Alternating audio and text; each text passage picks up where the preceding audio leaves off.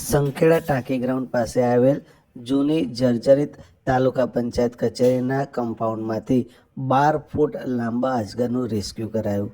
સંખેડા ખાતે આજે 3 અલગ અલગ વિસ્તારમાંથી 3 સરીસૃપો રેસ્ક્યુ કરાયા હતા.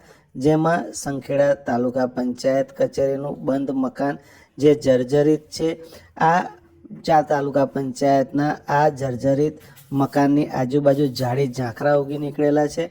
ત્યાં આગળ આજે અજગર જોવા મળ્યો હતો. અજગર જોવા મળતા જ તેને રેસ્ક્યુ કરવા માટે રાજુભાઈ બેલેમને બોલાવતા તેઓ આવી પહોંચ્યા હતા અને 12 ફૂટ લાંબા આ અજગરનું રેસ્ક્યુ કર્યું હતું. આ સિવાય સંખેડા જંગલ ખાતાની કચેરી પાસેથી રસેલ વાઇપર સાપ રેસ્ક્યુ કરાયો હતો. આ રસેલ વાઇપર સાપ એ ઝેરી સાપ હોવાનું મનાય છે. તેનું પણ સફળતાપૂર્વક રેસ્ક્યુ કરાયું હતું.